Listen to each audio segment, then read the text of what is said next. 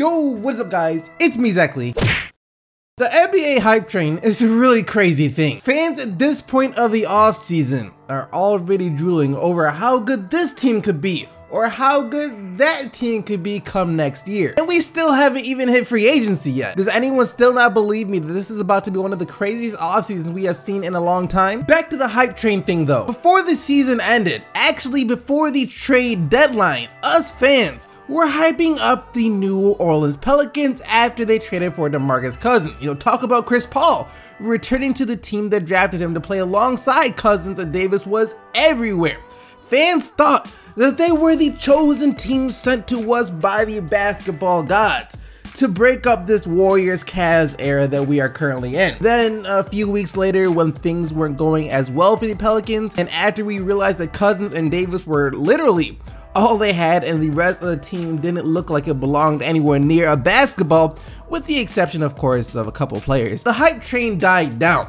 And all of a sudden, instead of the New Orleans Pelicans, people wanted to see Chris Paul back on the Spurs again. And of course, now there is a new hype train with the Minnesota Timberwolves after they traded for Jimmy Butler. And after the draft, there's also a hype train for like the Sixers, the Lakers, still the Bucks, all the other young teams, even the Kings. Can't remember the last time people were this excited about seeing the Kings play. But the Wolves are the team that people are hoping can make some real noise next year. Other ones are more like they're gonna be really good in a couple years, but the Wolves are expected to be good this year. So yeah, it's crazy how just in a couple of months, the teams that we fans hype up can change so much. And I'm here today, not to solve that problem, but to kind of add to it, as I'm gonna add more hype to a certain train. People need to stop sleeping on the Pelicans. It's time to stop sleeping on Anthony Davis, and especially to stop sleeping on the new and improved DeMarcus Cousins. Ever since he's come into the league, Cousins has been talented, no doubt about that. And even though he's always been a bit overweight, no one really held it against him because he was able to play at such a high level. He can do everything on the court: block shots, rebound, dribble, pass, and of course score in every possible way. So who cares if he had a little bit of extra weight on him? But imagine if he didn't. Imagine a quicker, more agile DeMarcus Cousins. Do you think he will be any better? Because I do. He was already taking some big men off the dribble last year, even though he wasn't very quick or agile. So if you were to shed some weight, you can forget about it. And that's why I'm gonna say this: you can forget about it. DeMarcus Cousins looks like he lost every piece of fat on his body this offseason so far. Take a look at this picture. This was Cousins during the regular season, obviously. Like I said, you can see he's not like extremely overweight or anything, but he had a little extra meat on his bones. But now take a look at the new and improved DeMarcus Cousins. You can see it clear as day. His face looks thinner. You can see his neck. You can look at this. His neck is right there. His legs, his arms, his upper body, everything just in great shape overall. And this was probably by the instruction of Pelicans head coach Alvin Gentry, who came out and made it public that DeMarcus Cousins will be playing point center for the Pelicans next year, similar to what Nikola Jokic's role was for the Nuggets for the second half of the season. So he's probably like, hey DMC, you're about to be the main cog of our offense next year, and it's only going to make things easier for you and better for the team if you got into the best shape you have ever been in. And 3 months into the offseason, here we are. And high key, this is kind of like one of those 90-day before and after transformation photos. And if the Pelicans can get some other NBA qualified players and banish the rest of that so-called roster to the shadow realm where they belong, the Pelicans hype train could be back and stronger than ever by the start of the season. Oh well, Joakim Noah has had a season to forget, or to remember if you ever need a good laugh. When he played, he was the starting center for the Knicks super team that they constructed over last offseason, and the man was balling out of control. I'm not even gonna lie, just kidding as I am, he was trash, probably as bad as you could possibly get. From airballing jumpers to airballing free throws to then the league finding out that you were taking some kind of performing enhancing drugs that clearly didn't enhance anything, to getting injured. It was all bad except for the part where he was getting paid way more than he should have. For him, that was good. But yeah, that was his season in a nutshell. An ex-NBA player, Kenyon didn't make any better as he absolutely roasted Joakim Noah on the air. Oh, man gave Joakim Noah $70 million, man. The boy can't hit his ass with both hands, man. Damn, now you going after Joakim Noah? Oh, no, I'm going to continue to go after Joakim. Why? Man. That boy suck, man. Oh, I didn't know this was a thing. You don't even give him props for No. At no point, rebounding. When he was with Chicago, they put him in situations to succeed. When they had Derrick Rose and those guys, and they were in the East, and they let him put him at the elbow, give him the ball, dribble handoffs. He was passing the ball, and teams overplaying and guard him like he gonna shoot the ball from the perimeter. But they couldn't do that. Back up off of him. Listen, that man shot a free throw. Look it up. I seen it. And the face he made.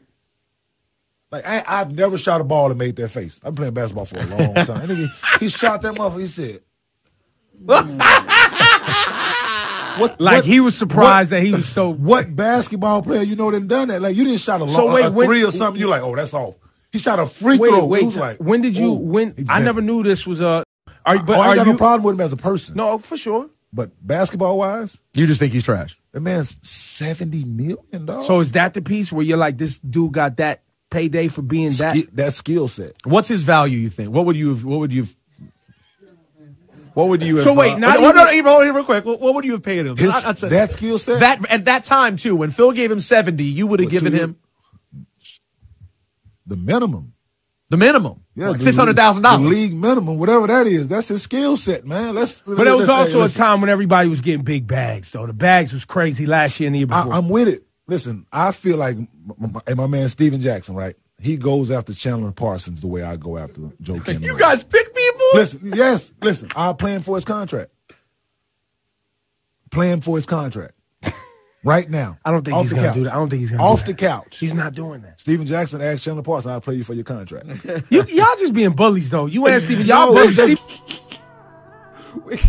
When Kenyon Martin made that face, I was dying. But he is 100% right. If you are an NBA player, if you are any type of hooper whatsoever, there should never be a time when you shoot the ball and have to make that face. And I'm never gonna lie, I think I would probably challenge Joakim Noah for his contract. I'm not saying I would win just because, you know, he's 7 feet tall, stronger and everything else, but I'd still challenge him and feel like all hope wasn't lost. And this is no offense to you, Mr. Noah, but I honestly feel like my man Flight Reacts would call you out and try and challenge you too. And we all know he gets his ankles taken by corpses.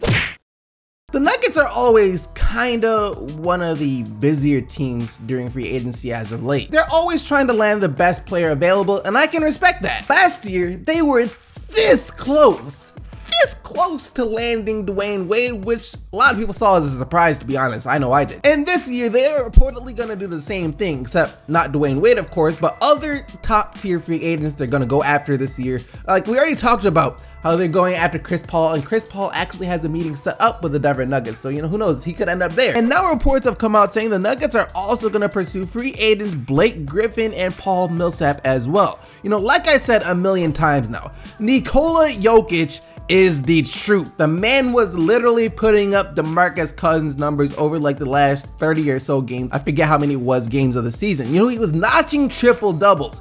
His scoring was crazy efficient.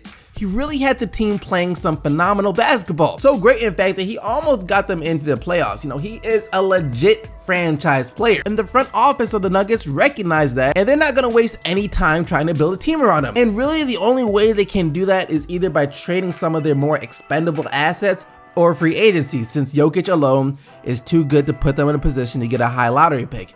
And I hope they do manage to get someone. They were mentioned in a possible 3-team trade between the Cavs and the Pacers, where the Nuggets would get Kevin Love since no one else apparently wants him, and the Cavs get Paul George. But they also said there was really nothing serious going on there and talks haven't advanced, so I'm guessing the Pacers wanted too much in return from Denver. I'm just really looking forward to what this team can do in free agency this year, because in my mind, they're still one of the most slept on young teams in the NBA. And that's going to lead us to the question of the day. First off, I want to know how many of you guys would actually challenge Joakim Noah to his contract and feel like you could win. I feel like a bunch of you maybe could. I don't know. Also, Who should the Pelicans target in free agency? I mean, they only have one more year to get this right before DeMarcus Cousins is a free agent, so they gotta make a lot of moves this summer. Who would you go after? Let me know down in the comment section below, but now let's take a look at what you guys said in yesterday's video. And yesterday, after it came out that the Sixers are looking to sign Joel Embiid to a max contract already, even though he hasn't even tallied 4 games played and he has been in the league for 3 years already, I asked you guys if it was a good move for them to sign him right now or if they should wait, and here's what you said. The fact that Joel Embiid is getting a max deal makes sense, but I definitely don't think it's a good idea. He played 31 games and knees don't get better with age, especially when you're 7 feet tall. This is a huge risk for the Sixers. Since he is entering the last year of his rookie contract, let him play and tell him you'll give him a max if there's a certain amount of games he plays. But if he plays under the amount, still give him an extension, just not the max. Maybe like a 5-year, $90 million deal. That's what I would do. Joel Embiid deserves the money. Big ballers get money. He is a great young player and has shown lots of potential. He's gonna get a max contract because even if the Sixers offer him $90 million, some other team's gonna offer him a max contract, and if they want to keep him, if the Sixers want to keep him, they're gonna have to match that offer. So he's gonna get a max contract for sure. And personally, I'm not that worried about his health. Like, I think he'll be fine for the most part next year, but the safer thing for Philly as an organization to do would just be to wait another year to sign him to make sure, you know, that he can stay healthy, unless for some reason you really want to get out the way right now. But I'm just saying, why not just wait a year just to make sure everything's fine? Like I said though, don't forget to leave your answer for today's question of the day down in the comment section below. But other than that, thank you once again for watching the video. Hope you guys did enjoy it. If you did, don't forget to leave a like and subscribe for more daily NBA videos. And until tomorrow, keep getting the Bucks, Team SEC, and I'm out of here. Peace!